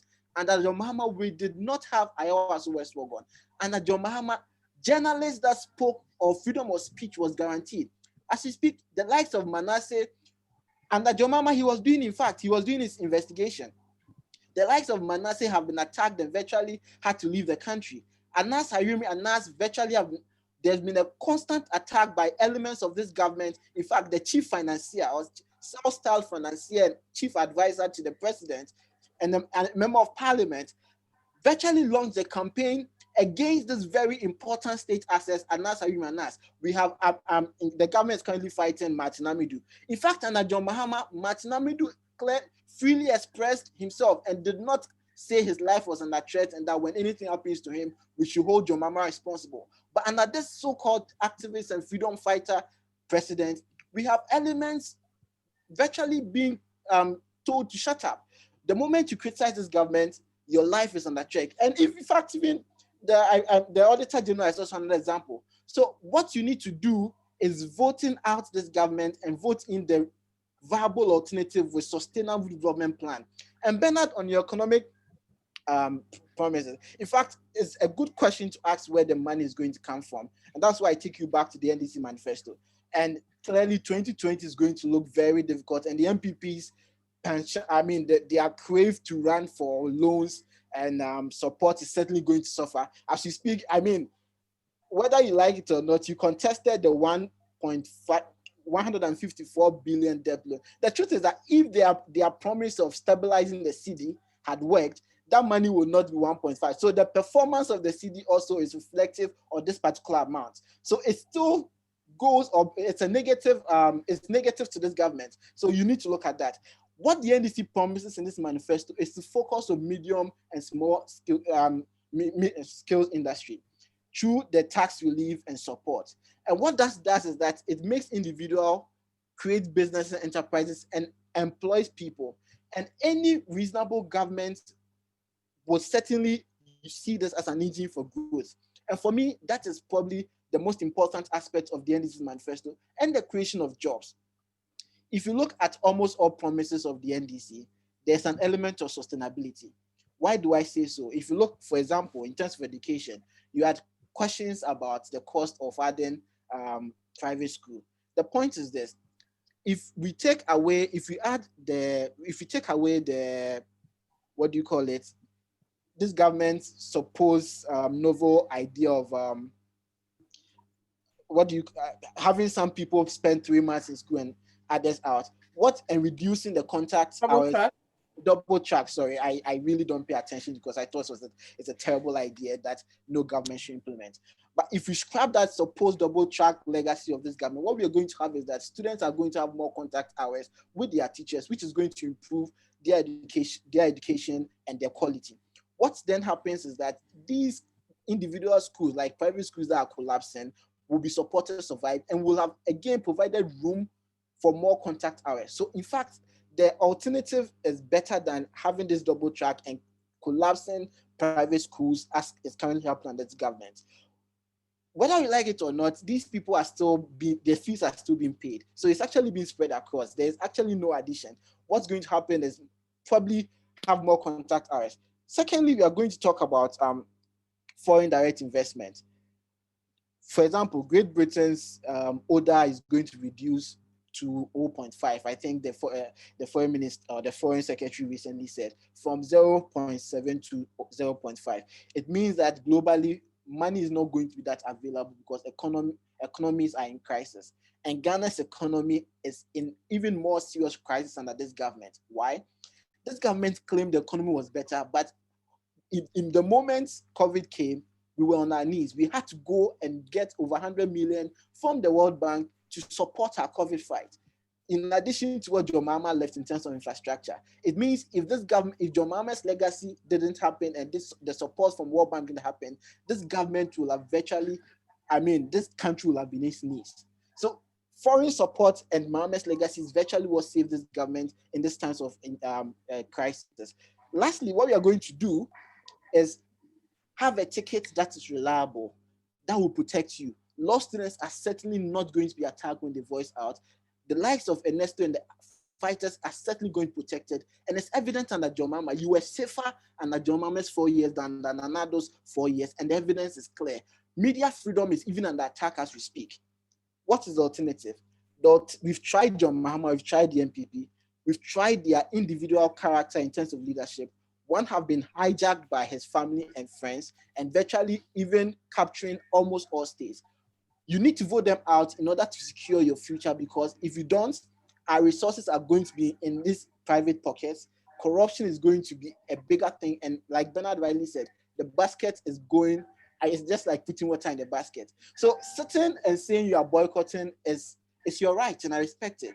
But my plea to you, the fighters, and in fact, anyone listening, particularly the youth, is to rescue this nation from this incompetent, abysmal performance and vote for a ticket that will focus on humans, a ticket that will focus on sustainable development policies. And that is the key word, sustainable development policies, by providing support for medium and small-scale industries to flourish, by providing interventions when necessary, and also supporting us grow. And for me, the ticket's a solid one. Again, we have a vice president in terms of Professor Nana Opoku-Agyeman, who takes the point on identity. And let's not disregard that point. When my daughter or and Regina, you spoke about this being a man panel. There is a need for women to be part of representation. And this NDC's alternative ticket that you have answers that question. And even not just giving the woman the platform, but this is a woman that has what it takes and has proven track record to focus and has the empathy and honesty and truthfulness to speak to government policy. The alternative, what do you have? I'm not going to talk about the alternative. We all know what the alternative's reputation is as we speak. But the point is that the NDC's going forward 2020 is going to deal with the youth and everyone with honesty. And I think I get passionate because politicians are being painted black, largely because of the performance of this government Okay. and the lies. And I'll sum up, and the lies of this government. What the NDC is going to do is keep its word, and I can assure you, fighters, that you do not need to boycott. The alternative is to vote this government out. And in fact, when you vote this government out, it's a message to all politicians that you do not have a guaranteed 8 years, and that when you misbehave or do not hold on to your promises, you are going to vote you out. And that message the NDC will learn even when you vote the NDC into office. So the summary is that vote this government out, let Courage Nobi and his MPP get back, and we look back and probably come back with better promises, and let the NDC's and his team, John Mahama and Professor Nana Opoku-Agyeman, provide you the quality leadership that Courage rightly admits. All right. Thank you very much, Antonio. So I come to Courage. Courage, I think you were in and out for some few minutes. So we are still asking. We've discussed the alternatives from the NDC, from the MPP, from the fighters' position, and from the general economic outlook on Bernard's side. Why should people vote? Why are they why should they even queue amidst COVID, voter fears, and all security issues? How are shooting into the crowd, Charles taking his coverage to a polling station, and all. Why should people even bother going to the polls in 10 days' time? Your comments. All right. Thank you very much, Regina. And I think, I've perpetually admired my brother for his finesse in mischief. And I think Queensland has even polished it further. To blatantly ignore my grammatical context of the quality we are enjoy and to put it in the past. But that is what he's known for. But again, it is not surprising that the NDC would want to take a bite, of the golden apple called free SHS and to want to claim for it. But for the record's sake, I'll read statements made by key functionaries of the NDC against this very policy and its implementation, right, from 2012 all the way down. Statement number 1, Ghana does not need free SHS. This is Johnson Esedun Ketia, General 1 of the NDC. Anything free is of poor quality. This was Deputy Minister of Education, Okuyetua Blakwa, under John Mahama. Free SHS can only be achieved in 20 years' time. Who said this? Leo Kran. He was Deputy Education Minister in the first term of the NDC, that's 2009 to 2012. Nanado can never implement free SHS. He's deceiving Ghanaians. Murtala Mohammed, a Deputy Minister. Where is Nana going to get the money from? This was from Kwesi Pratt, a very known member, strong one as such, of the NDC. Nana does not understand the term free SHS and don't even know the cost. Felix Ofosu-Kwakye, Deputy Minister under the NDC. We need quality education now and not free education. This was John Mahama himself. And again, in 2016, John Mahama at their final rally said that we should not make the mistake. He called it a mistake of implementing and voting for a candidate because he says he will do free SHS because other countries have made a mistake with it and we should not follow suit. Today, the same man turns around and says that he implemented it. The Constitution of Ghana, Article 25, states, right, that education in Ghana shall be progressively free. That is not any party's manifesto position. It's a state policy enshrined in the Constitution. That has been all the time. I mean, when you and I were in primary school, we were paying next to nothing. All right, by JHS, I think I was paying a mere 2 cedis, because there was that. Now, after JHS, the critical point of secondary school was the problem, where massive 35% estimated annually were falling off. Now, if you complete JHS and you do not get to secondary school, your life is ended. But after secondary school, even 10, 20 years after, you can still go to the tertiary, improve yourself and become a better person. And that is why it was critically important that we look at it. And President Akufo-Addo boldly promised that and has, with alacrity, achieved it. And that is what we are talking about here. This election is not going to be about promises, like my brother would have us believe at all. It's going to be about has the credibility to achieve what he says he will do. That is what this election is about. And for the disillusioned young man out there, in 2016, when you were calling for jobs, your president told you flatly that he was not a magician. That's President Mahama. All right. Again, the president's minister for public for creating businesses, Rashid Pwepo, said, if you are unemployed, go and cut stones and cut grass as a form of employment. This is the NDC alternative to 1D, 1F. This is the NDC alternative to NIP. This is the NDC alternative to NAPCO. So we know the two leaders already. The point is, between President Mahama and President Akufo-Addo, who can you trust? Let me speak specifically to the economy. Bloomberg, just 3-4 days ago, reported that of all the economies in sub-Saharan Africa, Ghana's has shown the best rebound post-COVID. And that the central bank's reduction of the interest rate has been, it was a very positive move and has been the best way to manage that circumstance. This is on record, this is public. Now, again, I see when people talk about who solved, doom solved, blah, blah, blah, and everything, my brother was struggling to try and make the impression that they solved. That's not the case. But in fact, by end 2014, our generation capacity had far gone beyond what we require. We had capacity to generate more than we consume, right? So why did we still have doom so up till this government came to power to solve it? In fact, their own party chairman, Ofosu Ampofo, on 2nd March 2017, on Peace FM, said that Mahama would have solved doom so if he had been retained in office. So if he had been solved, why would their own party chairman say would have, and that is the expression, would have solved it if it was solved? But I understand the crisis of the NDC. This is a party which leadership failed the Ghanaians woefully. And so they would want to try to clutch on to anything, and whatever success has been achieved under this government, try and associate. So everybody say, oh, JM legacy, oh, JM started it, and all of that. But the Ghanaians know. Everybody who was in secondary school from 2008, 2009 to 2016 knew that he was paying fees, he was paying a lot. In fact, when you and I were in secondary school, sports, library, and other things were absorbed by government of the time. Then, what we are talking about is the universally free senior secondary education, where you just take your clothes and your bag and go to school. That is what we are talking about. And that is what President Akufo-Addo has achieved and has done. That is unprecedented. So they can cry about it, but the Ghanaians know.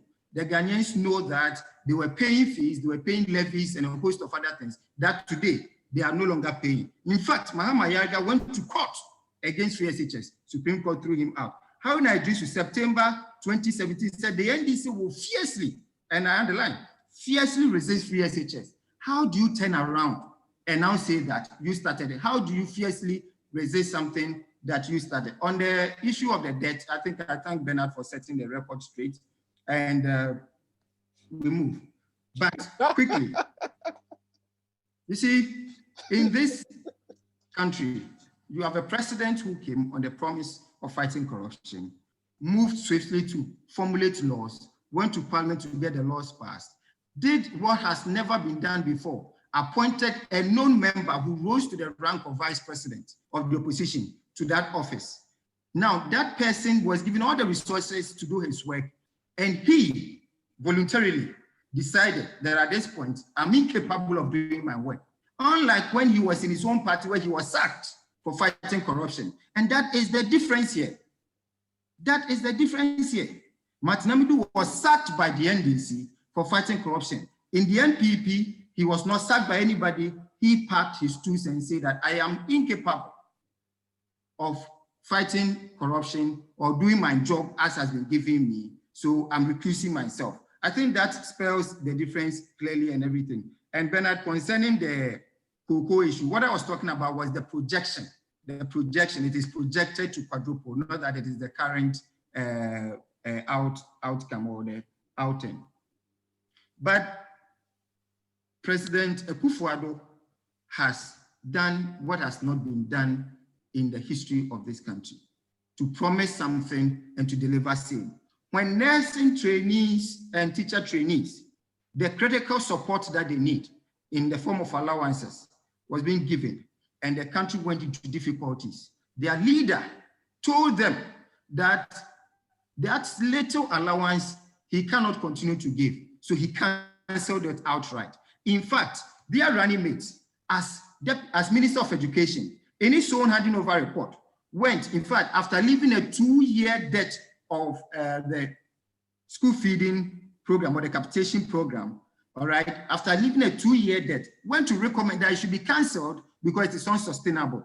Under this government, nursing training allowance has been reinstituted, teacher training allowance reinstituted, and capitation grant has been improved by about 70% more what it used to receive and all of that. And the difference is clear that President Akufo-Addo is one who promises and does what he promises, as against President John Mahama, who promises and doesn't achieve it, doesn't do it. And even what he did not promise but came to meet, he destroys it in the form of the allowances and everything else that we saw under him. And that is the difference here. So between the going to the polls today, it's about what we witnessed under President Mahama and what we are witnessing under President Akufo-Addo, the relief and who deserves our mandate going forward. And I think that is what this election is about. So my brother can somersault and try and create mischief. Lastly, and I'm glad my brother mentioned sports and creative arts. That's Bernard, all right? As far as sports is concerned, it has taken this government to invest in 10 5,000-seater multi-purpose stadia in each of the 10 former regions of this country. And we are saying that in the next term, we are going to construct 6 more in the new regions. In addition to that, 29 AstroTurf facilities have been built in the zones and inner cities of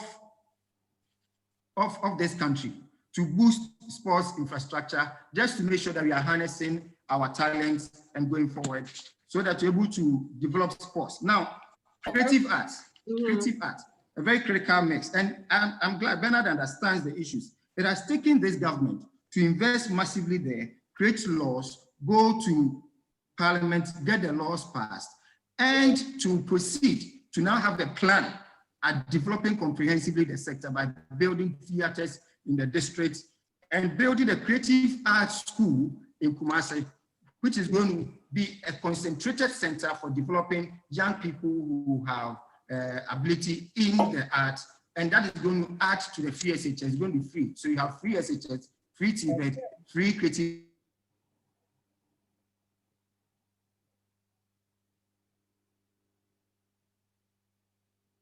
Hello,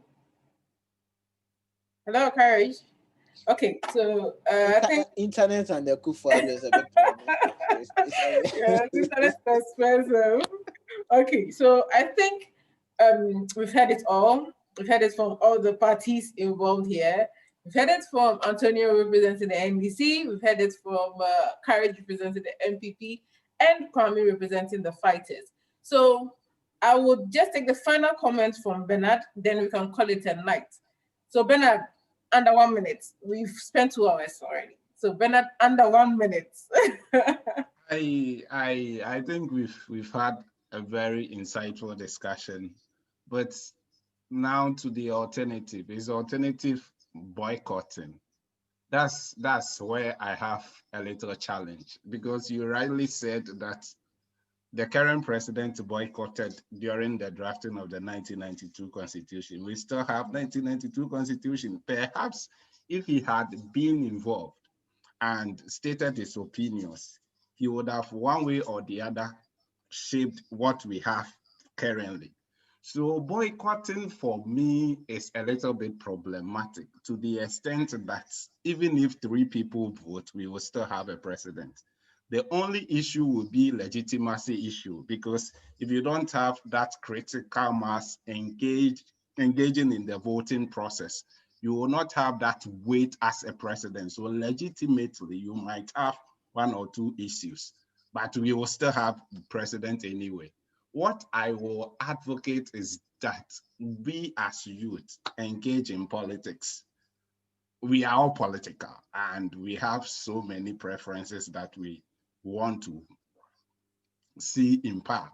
But the very thing that we have to take into consideration whilst having preferences is having that confidence and boldness to tell whoever in power that A, B, C, D is not good, or A, B, C, D, and D are not good. If you had done this, then it would have failed.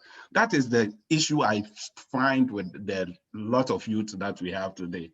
Once is my party doing this, bad or wrong, or good or bad, we are all in support. And that is not the thing that will drive the needed development that we need. So fighters can still do the activism. Let us engage in the voting. Consider your variables. If it is Ekuyadonko that you want, vote for Ekuyadonko, because perhaps she might be the person who will bring the needed development that you need. But aside voting for whoever you vote for, also just be involved in the policy making process. If somebody does something and you are not for it, let the person know that you are not for it. Let us build that critical mass of young, active, creative, critical individuals that will challenge the status quo rather than always accepting. Because take it or leave it, assuming everything stands the same, the people who are ruling us are over 60. In the next 20, 30 years, we will be wherever they are today. But if we don't get involved today and we wait for tomorrow, perhaps by the time we get there, the system had already decayed and we will have nothing to fix. So let us join our political parties, do whatever politics we want to do, but don't lose your conscience. Just be bold and tell your leaders when they do bad and congratulate them when they do good. That's the final word that I will have to say. All righty. So Regina, yes. before you go, I just want to say this. Okay. All right. The fighters should consider their states, or I mean, how secure they were before this government came and how secure they are now, and just vote. But I really do pray that you do not opt out. Vote, and it's my prayer that you vote for the NDC and Prosanana John Mahama and Prosanana Wajima. For Bernard, obviously the NDC will come for him, so it's okay.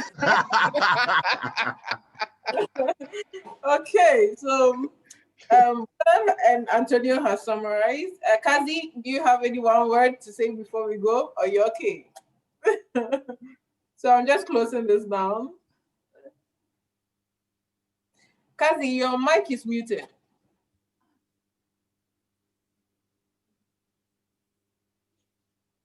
Yeah, I do have something little to add to what Nana Kwame said. Mostly, I think people do confuse the act of no voting as being undemocratic. Okay. I want to clear this. No voting is actually part of the choices. You always do have a way out.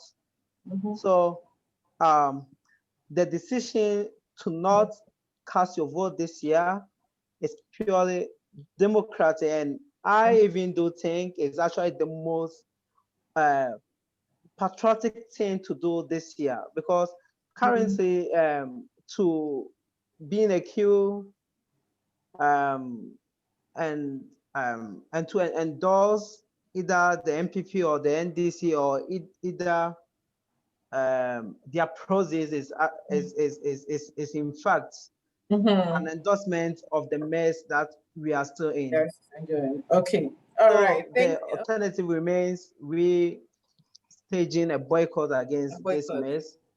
Yeah, exactly. Yeah. All right. So there you have it. You choose, just make sure that you take your feet off autopilot and then get involved, participate in the process. You can participate by swinging either way, left, right, or boycotting. It is also a valid ground. But then what are the future repercussions? Would you have the moral right to come and sit some few years down the line and then agitate or speak about the fact that you didn't participate? If you do boycott, how is it going to have a telling effect on the next year's elections? How is it going to improve our democratic process? So all these things are viable options going into 2020. we all wait to see how it turns out. December 7th, by December 9th, we will see. We'll have the no votes campaigners won. Do they have a lot of people who didn't vote? Or will the rescue mission work? Or will the 4-1 actually work? But then, all in all, we as youth have to participate in the electoral process, not just in the electoral, but in the democratic process of our nation, policy making, as Bernard rightly said, being involved, get involved, be involved in everything that we do as a nation. So yes, I wish you all a very lovely evening. It's been great having Antonio Assignon, Courage Inobi, Kwame Mensah Ejekazi, and Bernard, the maestro himself, being with us to share thoughtful ideas on the 2020 election. So please keep safe, wear your nose masks, sanitize. The cases are still rising. And then when you do vote on December 7th, keep safe. If you do not, relax and enjoy. So thank you very much. And then we hope to do this again. Thank you very much. Thank you. Have a good evening. Enjoy your day. Have a good evening. Goodbye. Bye.